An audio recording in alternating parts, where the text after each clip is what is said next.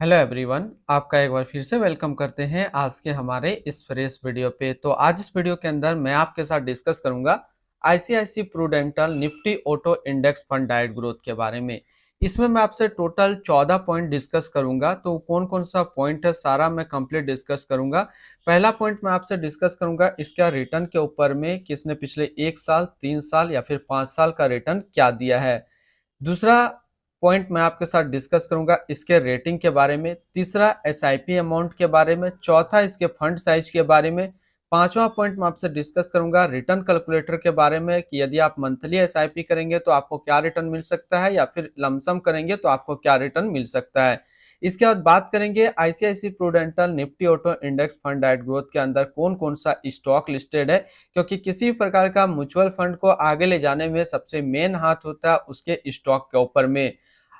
सातवां पॉइंट में हम लोग डिस्कस करेंगे इस इक्विटी का जो सेक्टर एलोकेशन है उसके बारे में। आठवां पॉइंट मैं आपसे डिस्कस करूंगा मिनिमम इन्वेस्टमेंट अमाउंट आप इसके अंदर क्या लगा सकते हैं, एसआईपी या फिर लमसम के द्वारा।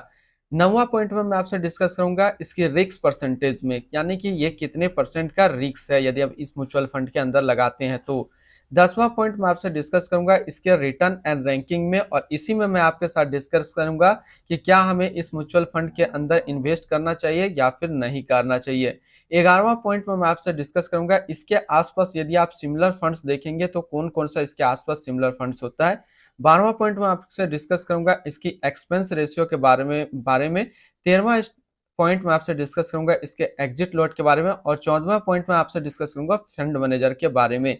यानी कि ये टोटल यदि 14 पॉइंट्स आप कवर कर लेते हैं हमारे वीडियो के अंदर तो आप किसी भी प्रकार का म्यूचुअल फंड का जीरो से लेकर के हीरो तक की जानकारी ले सकते हैं। और धीरे धीरे यदि आप इस रूल को फॉलो करेंगे तो किसी भी टाइप का म्यूचुअल फंड का कंपैरिजन करने में आपको आसानी होगी। तो सबसे पहला पॉइंट हम लोग डिस्कस करते हैं रिटर्न एंड रैंकिंग के ऊपर में। तो इसने जो पिछले 1 महीने में रिटर्न दिया वो दिया 4.04% का रिटर्न है। 6 महीने की रिटर्न के ऊपर बात करते हैं तो 6 महीने में 38.44% का रिटर्न है।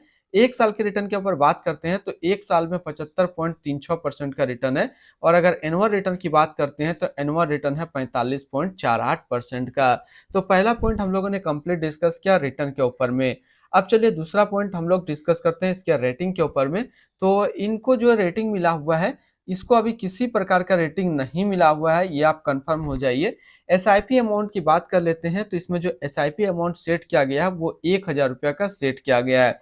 फंड साइज की बात करते हैं तो इसका जो फंड साइज है 61.15 करोड़ का इसका फंड साइज है। अगर आपने आप स्टॉक में अभी तक अपना डीमेट अकाउंट ओपन नहीं किया और ओपन करना चाहते हैं तो इस वीडियो के डिस्क्रिप्शन में मैंने अपना रेफरल लिंक दिया। यदि आप मेरे रेफरल लिंक से अपना डीमेट अकाउंट ओपन करेंगे तो आपको 500 से 1,000 रुपया तक का कैश बोनस देखने को मिलेगा। अब चलिए हम लोग पांचवा पॉइंट डिस्कस करते हैं, और इसके अंदर हम लोग डिस्कस करेंगे यदि आप मंथली इस म्यूचुअल फंड के अंदर 5,000 रुपया पर मंथ जमा किए होते तो पिछले 3 महीने में जो आपका पैसा जमा होता वो जमा होता 15,000 रुपया, आपको मिलता 15,926 रुपया। 6 महीने की बात करें तो 6 महीने में आपका पैसा जमा होता 30,000 रुपया, आपको मिलता 34,835 रुपया। 1 साल की बात कर लेते हैं तो 1 साल में आपका पैसा जमा होता 60,000 रुपया, आपको मिलता 78,659 रुपया। अब अगर बात करते हैं इस म्यूचुअल फंड के अंदर आप एक बार में 1 लाख रुपया का लमसम किया होता तो 3 महीने में आपका 1 लाख रुपया 1,04,350 रुपया होता। 6 महीने में आपका 1 लाख रुपया 1,17,661 रुपया होता। और 1 साल में आपका 1 लाख रुपया 1,75,360 रुपया होता। अगर आप इन्वेस्टमेंट स्टार्ट करना चाहते हैं और आपको समझ में नहीं आ रहा है किसी प्रकार का म्यूचुअल फंड के बारे में तो अभी आपके स्क्रीन पे हमारा व्हाट्सएप नंबर शो हो रहा होगा, तो इस पर आप हमसे व्हाट्सएप के थ्रू कॉन्टैक्ट कर सकते हैं, मैं आपको उसका सॉल्यूशन बताऊंगा। अब बात कर लेते हैं इसकी हम लोग होल्डिंग की। तो इसके अंदर जो टोटल स्टॉक लिस्टेड है वो टोटल 15 स्टॉक लिस्टेड है। ध्यान रखिए किसी भी प्रकार का म्यूचुअल फंड को आगे ले जाने में उसका मेन रोल होता है उसके स्टॉक का ऊपर में कि वो कौन सा स्टॉक है। तो यहाँ पे हम लोग टोटल 15 स्टॉक इसके अंदर है, लेकिन हम यहाँ पे टॉप 10 स्टॉक देखेंगे जो कि सबसे ज्यादा मेजर इक्विटी उसका होता है। तो सबसे पहला नाम आता है महिंद्रा एंड महिंद्रा लिमिटेड जो कि ऑटोमोबाइल के क्षेत्र में है। टाटा मोटर्स लिमिटेड ऑटोमोबाइल के क्षेत्र पे है। Maruti Suzuki India limited automobile. Bajaj auto limited automobile. Hero motor Corp limited automobile. Eicher Motors limited automobile. TVS motor company limited automobile. Tube investment of India limited automobile. MRF limited automobile. Bharat forest limited automobile के क्षेत्र पे है। यानी कि top 10 stock में हम लोगों ने जो भी स्टॉक देखा उसका सारा सेक्टर क्या है, ऑटोमोबाइल के क्षेत्र पे है, इसीलिए इसका नाम दिया गया है ऑटो इंडेक्स फंड। अब हम लोग बात कर लेते हैं इसके इक्विटी सेक्टर एनालिसिस के ऊपर में।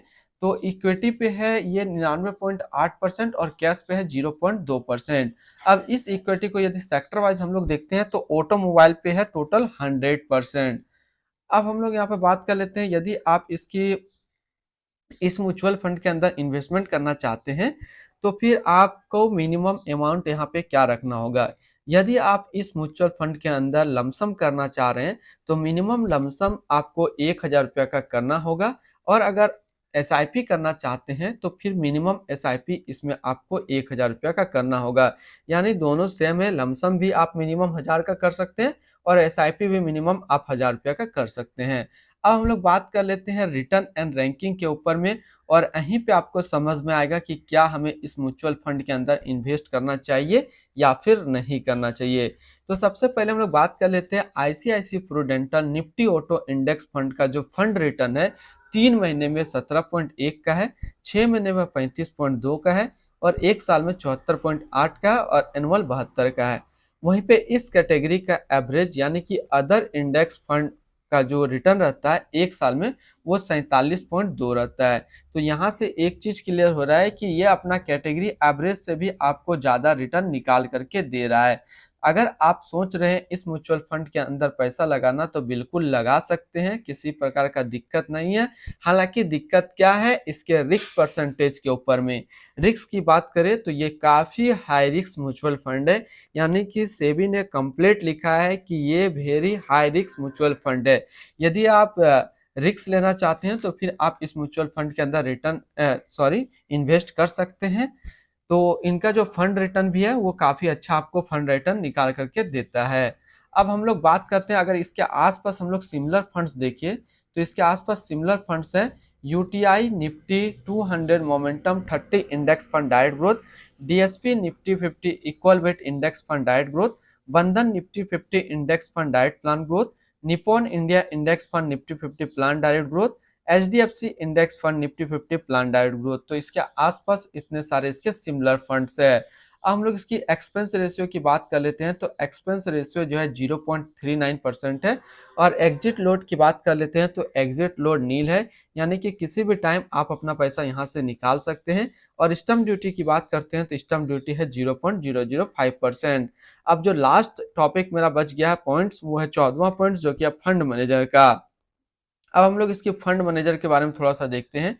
तो इसका जो फंड मैनेजर है, अभी जो करंट इसका फंड मैनेजर है वो है निश्चित पटेल, अभी इसका करंट फंड मैनेजर है। और बात करें हम लोग ICICI Prudential mutual fund total assets में इंडिया पे 3 नंबर पे रैंक करता है। इसका टोटल असिस्ट अंडर मैनेजमेंट है 6,99,548 करोड़ का। तो आज इस वीडियो के अंदर मैंने आपके साथ डिस्कस किया ICICI Prudential Nifty auto index fund के बारे में। तो इससे ये निष्कर्ष निकलता है कि अगर आप रिस्क लेना चाहते हैं तो फिर इस म्यूचुअल फंड के अंदर इन्वेस्ट कर सकते हैं, क्योंकि रिस्क वर्सेस रिवार्ड है आज के टाइम मार्केट में। जिसने भी पिछले टाइम रिस्क लिया था उसने ये साल काफी अच्छा रिटर्न भी मिला है उनको, और उम्मीद करते हैं कि आने वाले टाइम पे भी रिटर्न जो है इसी तरीके से आपको देखने को मिलेगा। तो फिर मिलते हैं हम लोग नेक्स्ट को इस तरीके का वीडियो की अच्छी जानकारी को लेकर के।